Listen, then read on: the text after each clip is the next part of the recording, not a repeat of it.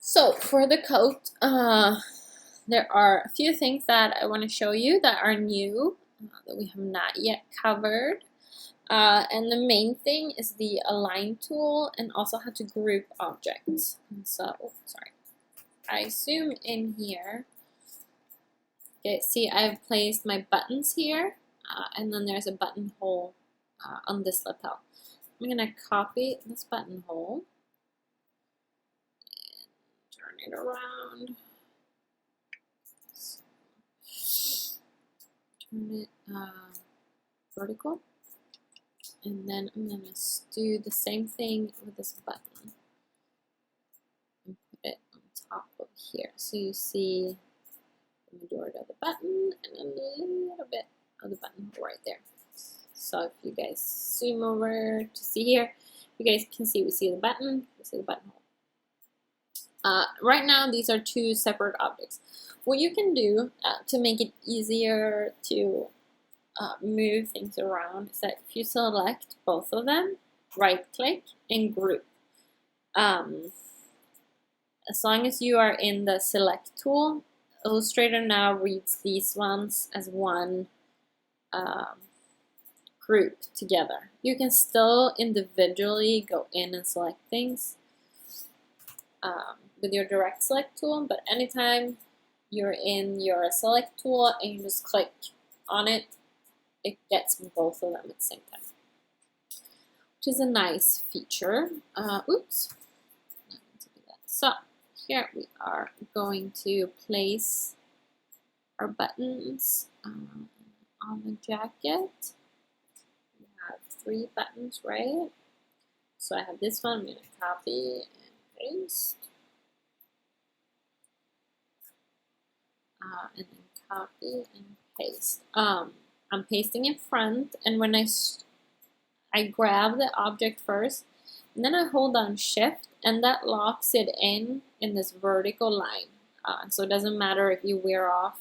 Well, it doesn't matter, I guess, but it's gonna stay in your grid as you move on here.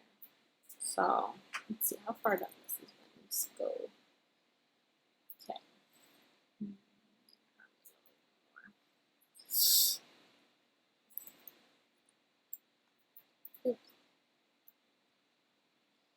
So, as you guys see, these ones are not evenly spaced. This jacket would look funny if your seamstress places your buttons like this. So what we are gonna do, so you're gonna select all 3 and go here to align.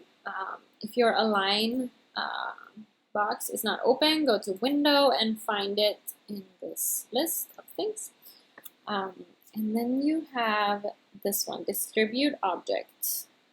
So vertically distribute objects to the center. Now these ones are evenly spaced, and you know your buttonholes are also going to be evenly spaced. Now while I have all of them selected, I'm going to copy, paste in front, start moving, holding down Shift, and drag them out this way.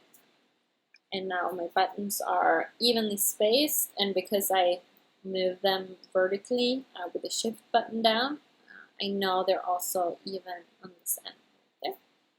And that's all the new stuff for your coat. Remember this little buttonhole right here, it's an important one. And that is it for your coat. We're going to move straight into the dress shirt because it also doesn't have a ton of new stuff. A lot of things. Oh shoot, we need to do the back, don't we? I'm so sorry.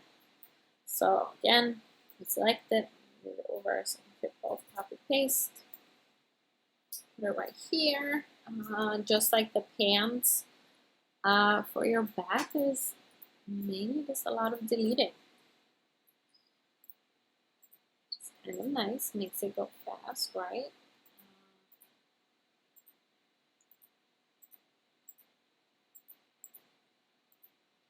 So you guys see we have this gray box, oops, and that's what indicates the back of your garment. What I'm gonna do, I think I'm gonna fix this hem because it's the back. Most likely it's straight, That's usually how backyards go. So we can just delete these arrow points. And then the last thing that needs to be done is to copy color up here, scoot it down, and move these ones out to the corner. And that's what your back looks like. Oh, and change the weight on that one. Last thing. There we go. To your front, to your back. Let's move these two.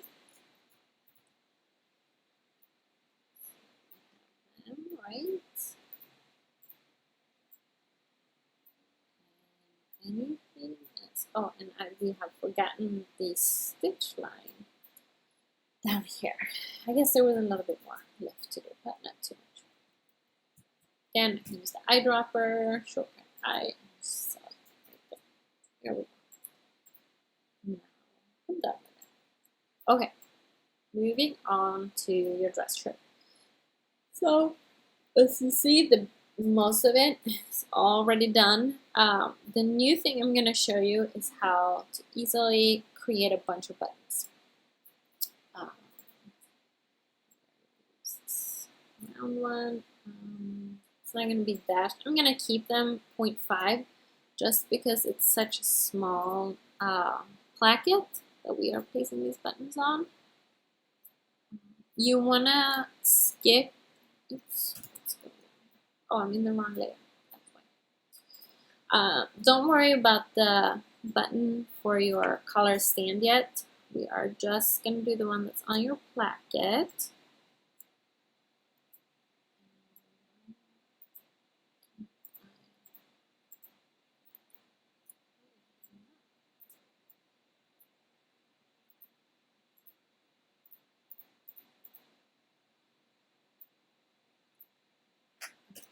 I don't know what's going on there. I'm just going to make it one.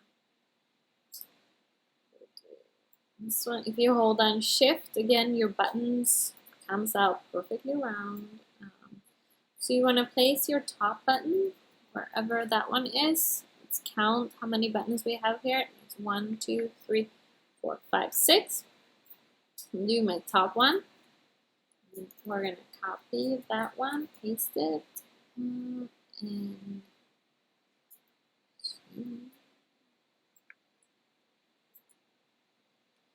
move it down to where your bottom is. If you hold on Shift, you know that they are in a line. If you forgot about that, you can select both of them and remember align them. But instead of distributing them vertically, you want to horizontally align them. So once you've done that, make sure both of them are selected. And then we're going to go to this tool over here called the Blend tool.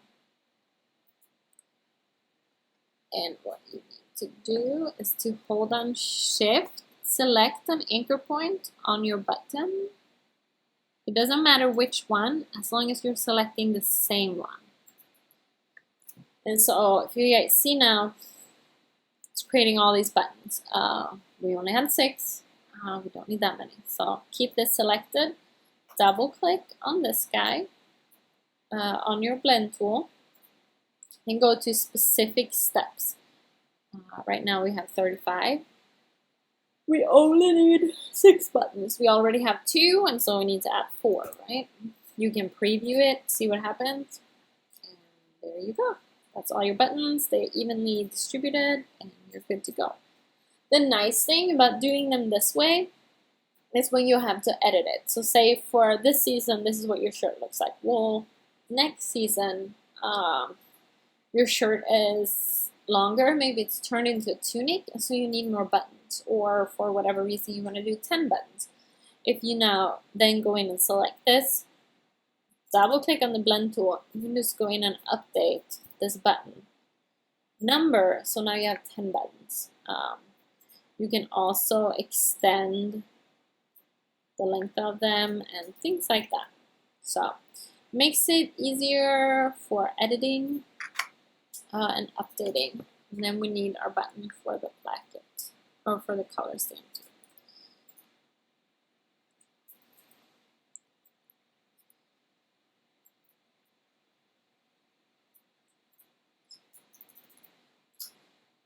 And that's about it for the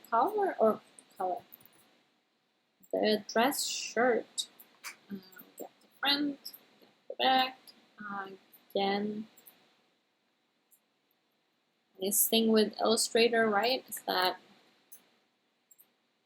the back is most of the time where you just can go in and delete pretty much everything.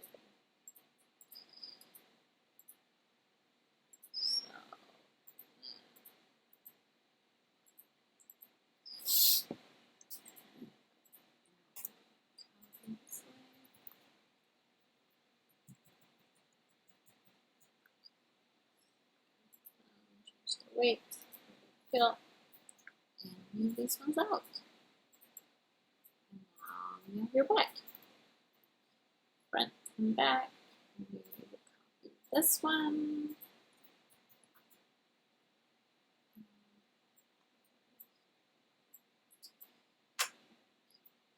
Oops. And I need to select these again to put them in the right layer. And so there are all my flats. As you see, I totally forgot to change the stroke color to black on these last three that we've done. So I'm gonna select all of them and make sure the black one is on top. Select black here now. Here we go. Now they all have a black stroke. So if you forget about that, it's not the end of the world. Be careful doing that with a fill. Just because you might have strokes that don't need a fill, shouldn't have a fill. But for a stroke, you can always do that. And then we can turn the croquis off and the garments off. Now you can kind of see what you've done. Maybe rearrange them so they're all in the middle of the page. This looks better that way, in my opinion.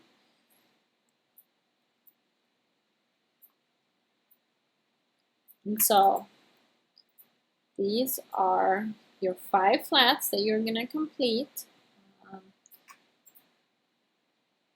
Make sure you give yourself the time that you need to complete them. Let me know if you have any questions, and I will help you out to the best of my abilities. Yeah, good luck, and I will talk to you guys soon.